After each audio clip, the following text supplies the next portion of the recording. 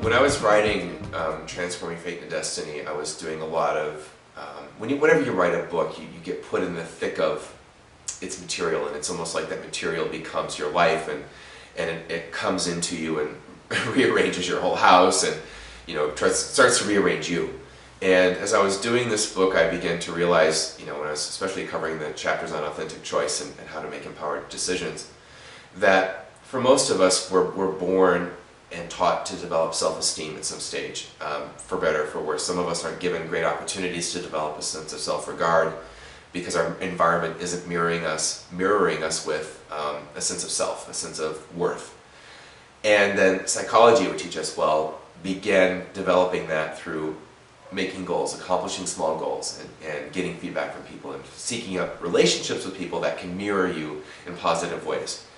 And that's certainly where we all need to start. But then I started to realize that, living a destined life demands something else. It demands a deeper core of worth than what self-esteem offers. So I came up with this idea of soul esteem, that there's another esteem within us that resides in us, just like Buddha would say is your Buddha nature, that is omnipresent, always there, but because of the cultural spells we're under, because of the ways we believe in ourselves, gets eclipsed.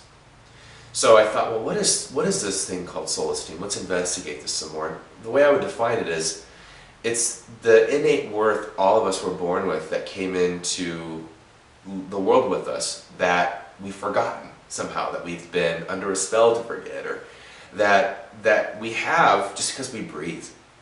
And here's where it becomes such a fundamental key in destiny.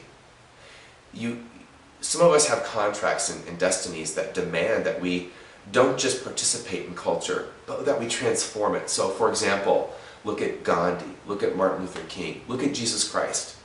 These were figures in history that came in with a contract that said, you're not going to just participate in the world, you're here to transform the world. But had they stayed at that level of, I don't know, am I getting the right feedback from the environment? Is the environment happy with what I'm doing? Martin Luther King would have never reached the height of influence he did. He would have cowered back down and said, black people should just remain in slavery. Or Jesus Christ would have said, I'm not going to liberate people with ideas of forgiveness and self-transcendence. Or Gandhi would have said, you know what, I guess peace will never win. Why bother? No, they said, I don't care what the culture or the environment thinks of me. I'm following a different code. I have a different wellspring of esteem inside of me that if I access, can transform the world, transform other people in a way that connects us, not divides us, in a way that makes us realize we're all one, that we come from one source.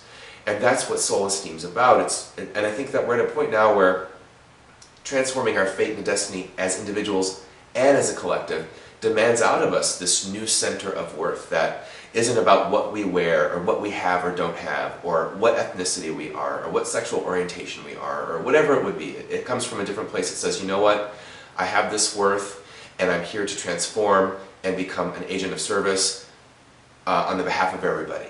And that it's incumbent on me now that I become this force of esteem, of light unto other people, even if other people don't accept what I have to say, or even if they're going to challenge me because they're afraid of the transformation or change that what I'm going to say or what my service or my unique gifts are going to do in the world. So soul esteem is, it's powerful. It's a power within us that I think needs to be even more explored, and is a huge component of transforming fate and destiny.